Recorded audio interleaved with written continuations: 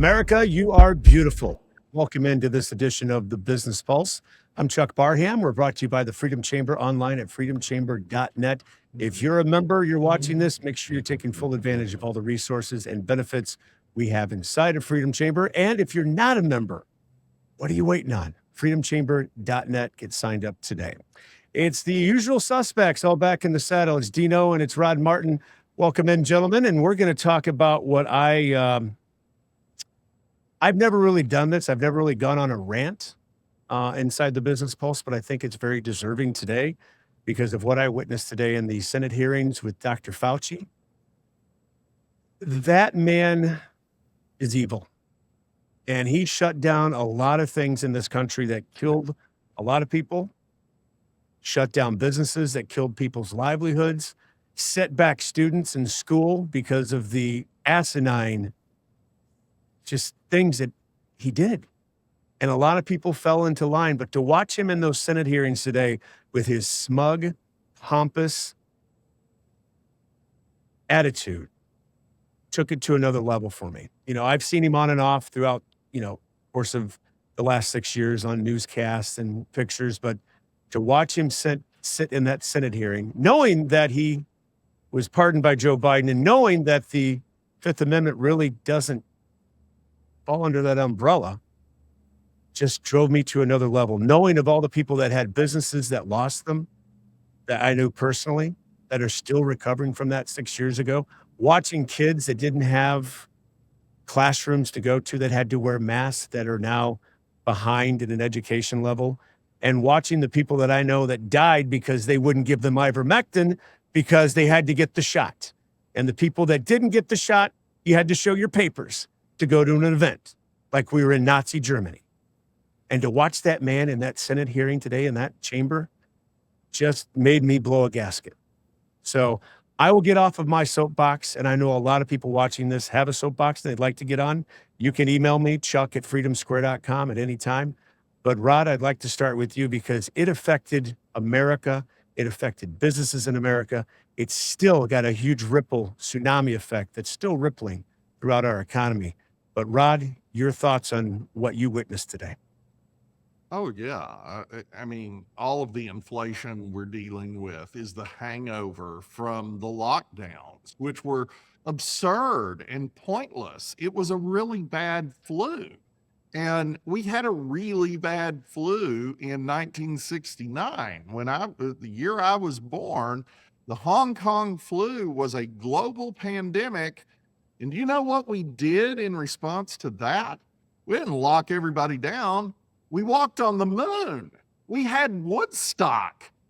If there was ever a super spreader event, that would be it. And this was just nonsense. This was an exercise in raw power utilized by people who weren't elected, didn't have to answer to anyone, weren't in any significant danger of getting fired because they're the experts and you have to trust the science. But what Fauci's diaries show is that Fauci didn't even trust the science he was pretending to represent. So, it's just a travesty all around. It's a travesty because we spent a year and a half with churches closed, because if you have a wedding or a funeral or a prayer vigil, that's a super spreader event. But strip clubs were open.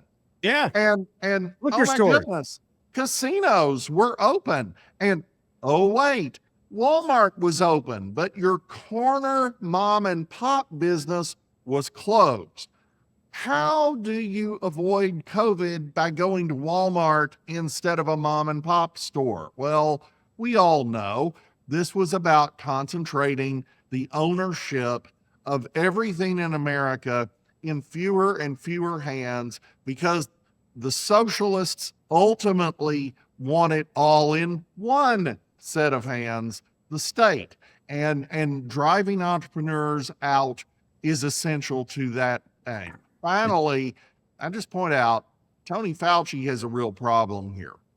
Either he was pardoned or he wasn't. We can all Right. argue about whether he was, And I think that's a legitimate line of inquiry for a federal prosecutor now that he's going to get prosecuted for what he did today. What he did today was he pled the fifth over and over and over again, which can't do if you've been pardoned. If you've been pardoned, it is established law that you must testify, you must tell the truth.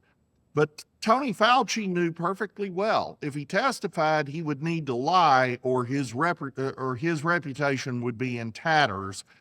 He would end up fingering a whole bunch of people he's trying to protect. So instead, he went the Fifth Amendment route. That's going to get prosecuted as contempt of Congress.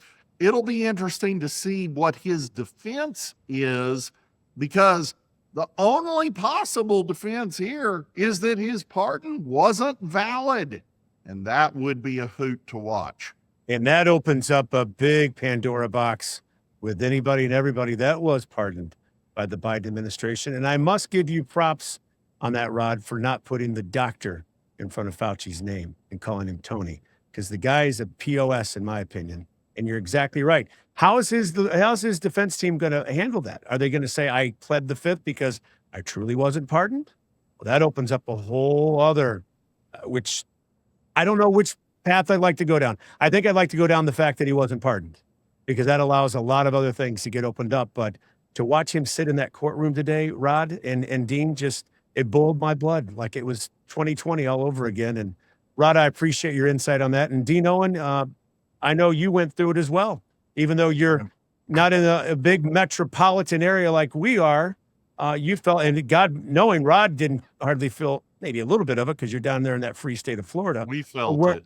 Where we're at Yes. here in Illinois, it was the worst. But go ahead, Dean. I'll get off my soapbox again. Well, for Kentucky, we've got a very, very red legislature. The supermajorities in both houses, and a governor who thinks he's a pharaoh.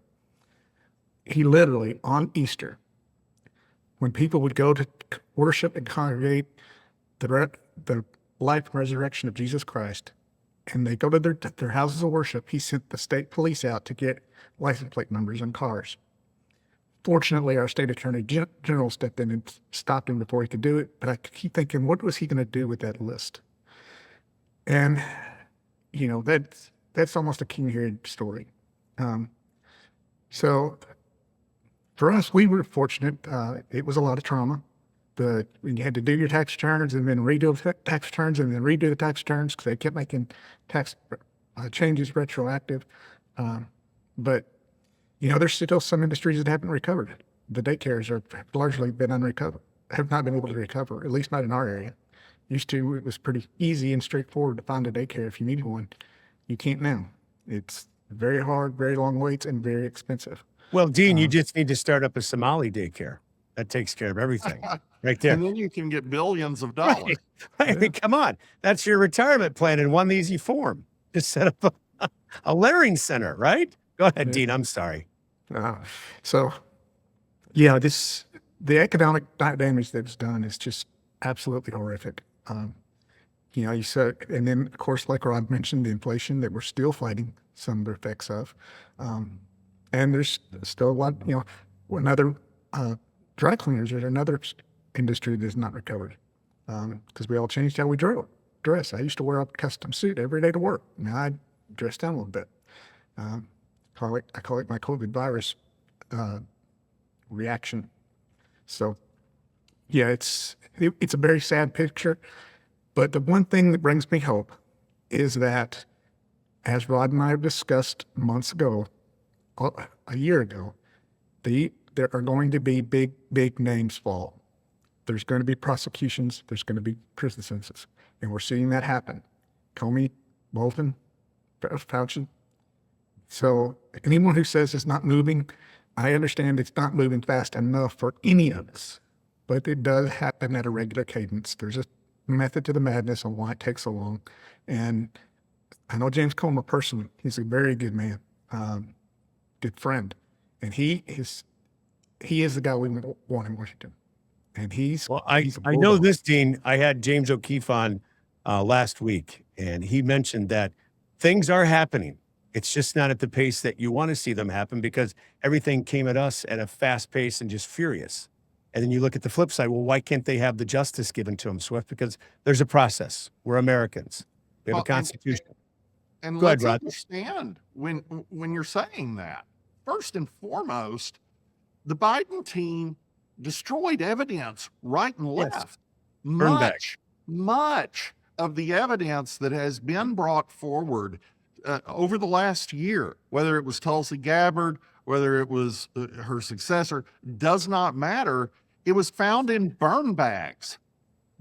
How many burn bags actually got burned if you found that much evidence in bags that did not get burned? That is not a proper filing system. That is not compliant with federal law. So they were destroying evidence right and left. That's part of it. Second, even if they weren't, you still have to build the case, because you're not just going to haul somebody like Fauci or Comey into a federal court and get a conviction unless you have nailed it. You've got to have it 100% rock solid, or that case is never going to make it to trial. So there's that. And the third thing is, for some of our conservative friends who want instant justice, I would just ask them, why exactly do you want that?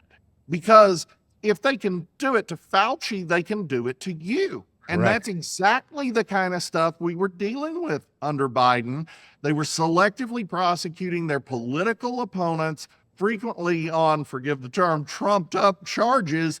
And we had people in solitary confinement for years. We had political officials invoking executive privilege properly in jail for contempt. This is horrifying. You don't want justice as swift as some of our friends are calling for. That is the path to tyranny. Well, as they say, the sword cuts both ways then. And that'd Yes. be a bad sword to have the government swinging. So I'll get Well, off our soapboxes here, and I want to shift gears and do another thing that's come to light. The Cracker Barrel ex-CEO just received a huge golden parachute. I don't know if you guys saw this or not, but the Cracker Barrel CEO that drove a American brand almost into the ground overnight with woke DEI liberal tactics is now getting a nice golden parachute with a lot of incentives attached to it. Dean, your thoughts on this one? You know, it's if it uses this time an opportunity to turn around and make a complete U-turn and go the other direction as hard and fast as possible, maybe.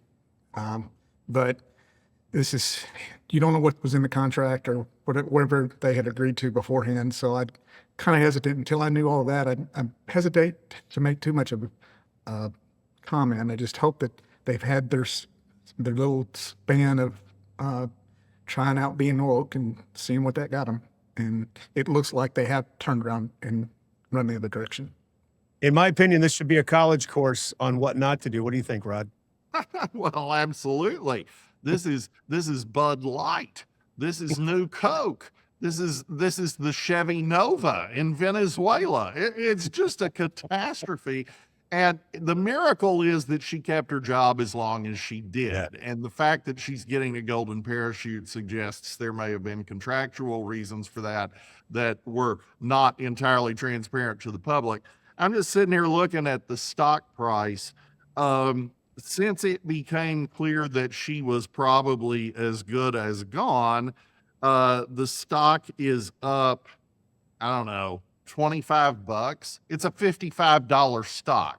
All right. I mean, that's insane. And not only that, but Cracker Barrel has not actually gone down the path she was trying to take it. I can still go to my Cracker Barrel here. The store is the same. The restaurant is the same. If she had focused on food quality, she'd have had a winner. Because, you know, I love Cracker Barrel, but I don't always love everything about that.